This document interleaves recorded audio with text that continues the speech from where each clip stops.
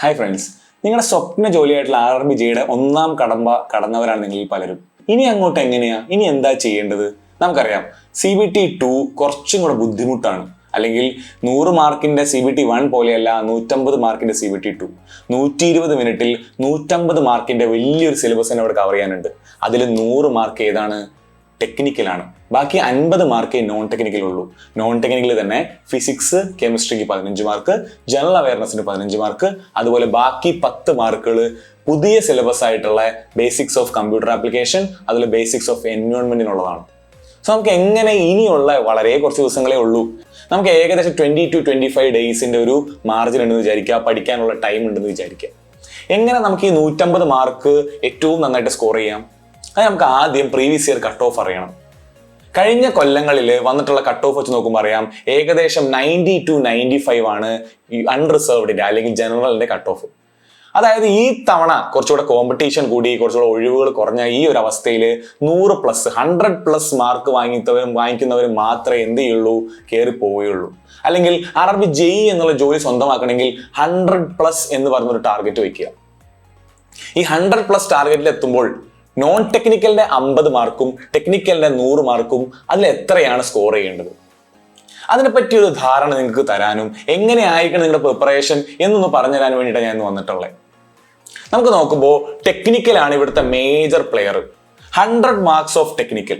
അതിനുവേണ്ടി നിങ്ങൾക്ക് score academy ടെക്നിക്കലിന്റെ ഡീറ്റെയിൽഡ് സിലബസ് കവർ ചെയ്തിട്ടുള്ള ക്ലാസ്സുകളും സെലക്ടഡ് ടോപ്പിക്സിന്റെ നോട്ടുകളും ടെസ്റ്റുകളും ഒരു പാക്കേജ് പോലെ പ്രൊവൈഡ് ചെയ്തിട്ടുണ്ട്. സോ നിങ്ങൾ എപ്പോഴും ഏറ്റവും കോൺസെൻട്രേറ്റ് ചെയ്യേണ്ടതും ഒരു 70+ മാർക്ക് സ്കോർ ചെയ്യേണ്ടതും എവിടെ നിന്ന് തന്നെയാണ്? ടെക്നിക്കലിൽ നിന്ന് തന്നെയാണ്.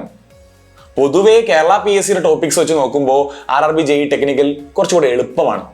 സോ 70+ മാർക്ക് സ്കോർ ചെയ്യുന്ന രീതിയിൽ തന്നെ ടെക്നിക്കൽ പ്ലാൻ ചെയ്യുക. പക്ഷേ എല്ലാവർക്കും ബുദ്ധിമുട്ട് വരുന്ന നോൺ ടെക്നിക്കലിന്റെ പാർട്ട്, ഈ നോൺ ടെക്നിക്കൽ പാർട്ടിലെ 50 മാർക്ക് എങ്ങനെ സ്കോർ ചെയ്യും?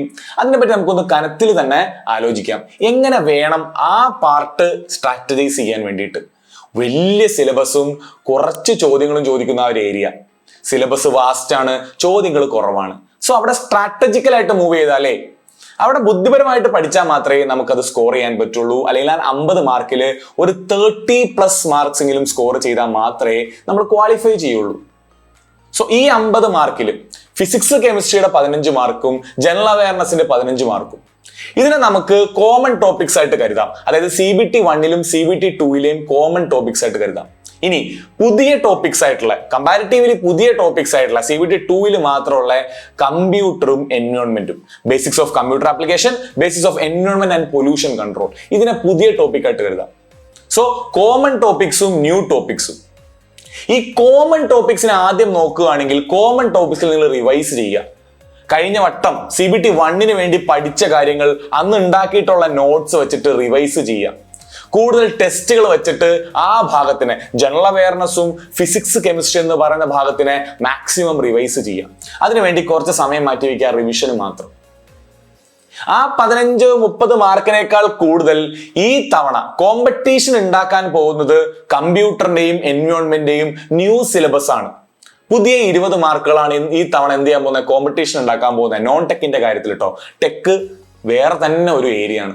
നോൺ ടെക്കിന്റെ 50 മാർക്കിൽ ഈ 20 മാർക്ക് അതിനൊരു പാക്കേജ് ആയിട്ട് കാണുക. സ്കോർ അക്കാഡമി നിങ്ങൾക്ക് വേണ്ടിയിട്ട് ഈ എൻവയോൺമെന്റിന്റെയും ഈ കമ്പ്യൂട്ടറിന്റെയും ക്ലാസ്സുകൾ, അതിന്റെ കൂടെ തന്നെ അതിന്റെ പൂർണ്ണമായിട്ടുള്ള notes, full notes of environment and computer, അതുപോലെ അതിന് വേണ്ട ടെസ്റ്റുകൾ, ക്ലാസ്, നോട്ട്, ടെസ്റ്റ്, ഈ 3 പാക്കേജുകൾ പുതിയ സിലബസിലെ 20 മാർക്കിൽ 1 മാർക്ക് പോലും കളയാതെ സ്കോർ ചെയ്യാൻ വേണ്ടി പ്രീവിയസ് ഇയർ ക്വസ്റ്റ്യനെ മനസ്സിലാക്കിയിട്ടുള്ള ക്ലാസ്സുകൾ, പ്രീവിയസ് ഇയർ ക്വസ്റ്റ്യൻ പോലെയുള്ള ടെസ്റ്റുകൾ, അതുപോലെ എല്ലാ ക്വസ്റ്റ്യൻസും നോട്ട്സും ഇമ്പോർട്ടന്റ് ടോപ്പിക്സും ഉൾപ്പെടുത്തിയ നോട്ടുകൾ. സോ അവിടെ നിന്ന് നിങ്ങൾക്ക് ഒരു 30+ സ്കോർ ചെയ്യാൻ ഈ ഒരു സ്ട്രാറ്റജി ബെസ്റ്റ് ആയിരിക്കും, ഈ ഒരു സ്റ്റഡി പ്ലാൻ ബെസ്റ്റ് ആയിരിക്കും. അതുപോലെ നിങ്ങൾക്ക് പ്രശ്നം ഉണ്ടാക്കുന്ന ഒരു ഏരിയയാണ് കറണ്ട് അഫെയർ കമ്പൈലേഷനുകൾ. ഈ കറണ്ട് അഫെയർ കമ്പൈലേഷനുകളും കഴിഞ്ഞ വട്ടം CBT1ന് തന്നതുപോലെ തന്നെ 15 കറണ്ട് അഫെയർ കമ്പൈലേഷനുകൾ ഫെബ്രുവരി വരെയുള്ള എല്ലാ കറണ്ട് അഫേഴ്സും അപ്ഡേറ്റ് ചെയ്തിട്ടുള്ള കറണ്ട് അഫേഴ്സ് നിങ്ങൾക്ക് 15 അവൈലബിൾ ആക്കുന്നുണ്ടാവും കോഴ്സിൽ. സോ നിങ്ങൾക്ക് ഈ പറയുന്ന പോലെ ന്യൂ ടോപ്പിക്സും കറണ്ട് അഫെയർ കമ്പൈലേഷനും ഓൾഡ് ടോപ്പിക്സ് അല്ലെങ്കിൽ കോമൺ ടോപ്പിക്സിനെയും റിവൈസ് ചെയ്തുകൊണ്ടും നിങ്ങൾക്ക് ഈ 50 മാർക്സിന് 30 മാർക്സ് സുഖമായിട്ട് സ്കോർ ചെയ്യാൻ പഠിച്ചു കഴിഞ്ഞാൽ അതുകൊണ്ടൊന്നും തീരുന്നില്ല കേട്ടോ. നിങ്ങൾ CBT 1 എഴുതിയ കുട്ടികളാണെങ്കിൽ നിങ്ങൾക്ക് അറിയാം, ടെസ്റ്റ് ആണ് ഏറ്റവും പ്രശ്നക്കാരൻ, അല്ലെങ്കിൽ സമയമാണ് ഏറ്റവും പ്രശ്നക്കാരൻ. മിക്കവാറും കുട്ടികൾ 70 to 80 ക്വസ്റ്റ്യൻസേ ചെയ്തുള്ളൂ 100 ക്വസ്റ്റ്യൻസിൽ.